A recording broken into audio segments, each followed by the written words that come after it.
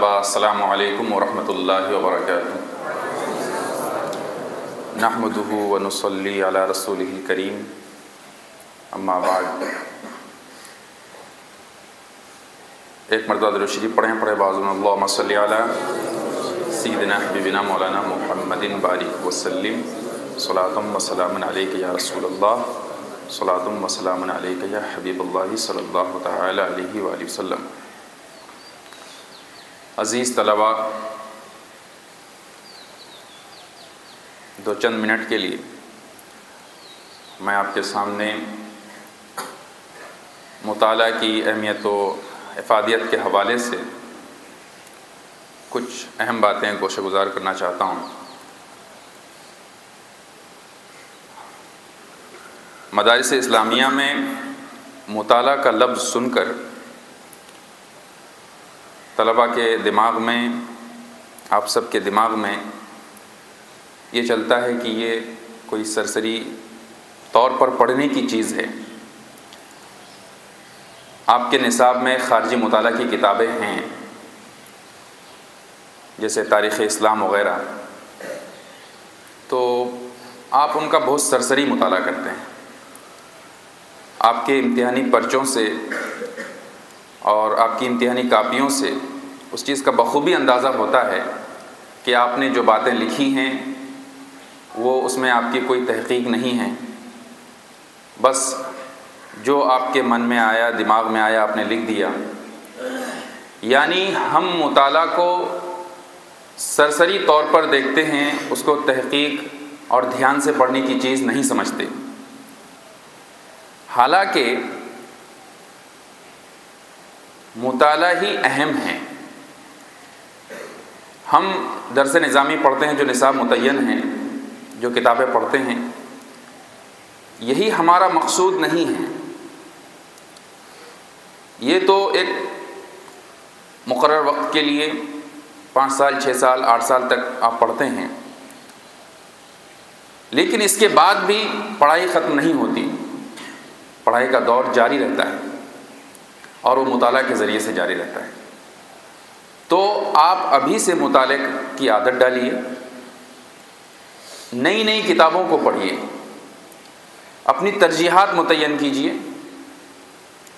کن موضوعات پر آپ کی دلچسپی ہے، ان موضوعات کی کتابوں کو اپنے زیر مطالعہ لائیے، پڑھیے۔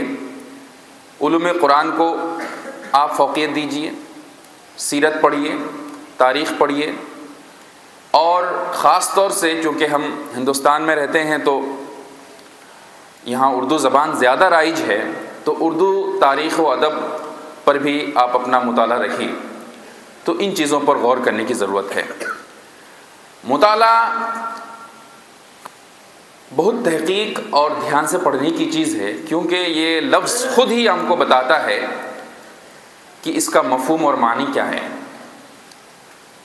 آپ کو بخوبی معلوم ہے کہ مطالعہ کا جو ماخذ اشتقاق ہے وہ طلوع ہے۔ پردہ غیب سے ظہور میں آنا طلوع آفتاب جیسے ہوتا ہے، جو پہلے پوشیدہ ہوتا ہے پھر ظاہر ہوتا ہے۔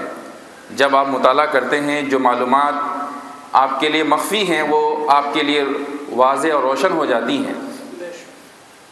مطالعہ باب مفالہ کا مصدر ہے۔ جب آپ مطالعہ کرنا شروع کرتے ہیں تو آپ کی طرف سے بھی دھیان ہونا چاہیے، مکمل انہماک ہونا چاہیے، اور جب مکمل انہماک کے ساتھ آپ کتاب کو پڑھنا شروع کر دیتے ہیں تو کتاب بھی آپ کے ساتھ پڑھنا شروع کر دیتی ہے۔ دونوں طرف سے تعلق ہوتا ہے۔ آپ سرسری طور پر مطالعہ نہ کیجیے۔ جو کتابیں آپ کے درس میں، آپ کے نصاب میں داخل ہیں، ان کو آپ پڑھیے، مسلسل پڑھیے، روزانہ کی بنیاد پر پڑھیے۔ ایک وقت متعین کیجیے کہ ہمیں ان کتابوں کو وقت دینا ہے، ٹائم دینا ہے۔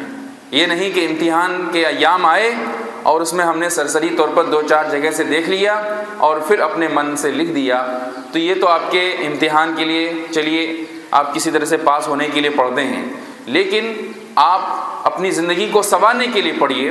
مطالعہ صرف یہ نہیں کہ ہم امتحان میں پاس ہو جائیں اس لیے کریں، بلکہ مطالعہ سے سیرت اور اخلاق بھی سنورتی ہے۔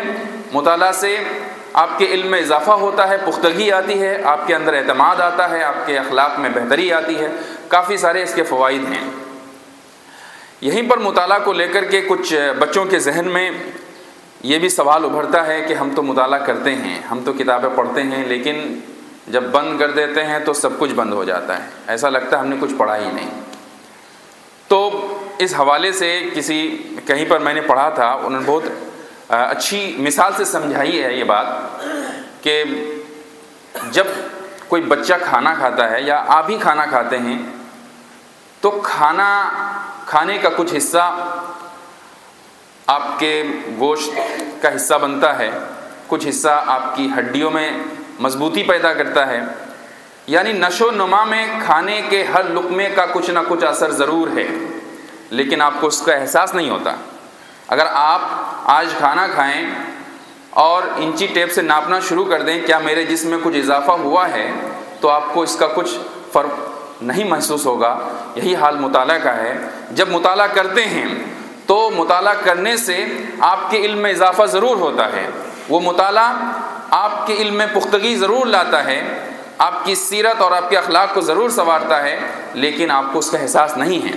اس لیے یہ سوچ کر کہ ہم نے مطالعہ تو کیا لیکن کچھ یاد نہیں رہا، کچھ سمجھ میں نہیں آیا، یہ سوچ کر آپ مطالعہ کو ترک نہ کریں، بلکہ آپ پڑھیں گے، برابر پڑھیں گے تو ضرور اس کا فائدہ ایک لمبے ٹائم کے بعد آپ کو محسوس ہوگا۔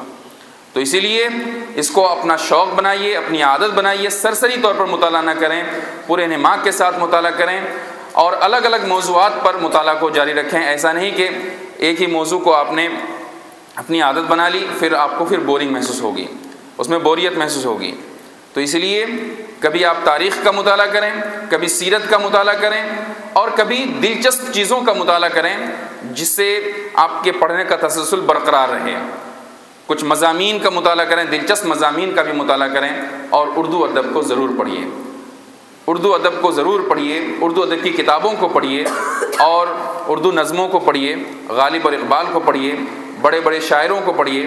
اس سے مضامین میں اور فکر میں تو اضافہ ہوگا ہی، ساتھ ہی ساتھ لکھنے پڑھنے کا ایک انداز اور سلیقہ بھی آپ کو آئے گا۔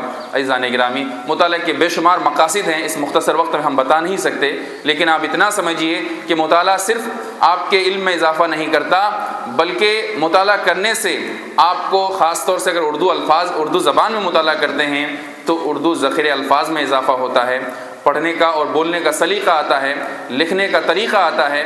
عزیزان گرامی اور میرے عزیز طلبہ، آپ ان باتوں کو اپنے ذہن میں حصہ دیجیے اور دل کے کانوں سے سنیے اور اس پر عمل کرنے کی کوشش کیجیے۔ انہی کلمات کے ساتھ اپنی گفتگو تمام کرتا ہوں۔ وآخر دعوانا ان الحمدللہ رب العالمین۔ السلام علیکم ورحمۃ اللہ۔ اللهم صل على سيدنا حبيبنا مولانا محمد بارك وسلم صلاة وسلام عليك يا رسول الله صلاة وسلام عليك يا حبيب الله صلى الله تعالى عليه وآله وسلم اللهم ربنا افتح علينا حكمتك وانشر علينا رحمتك يا ذا الجلال والإكرام سبحان ربك رب العزة عما يصفون وسلام على المرسلين والحمد لله رب العالمين برحمتك يا أرحم الراحمين بحق لا إله إلا أنت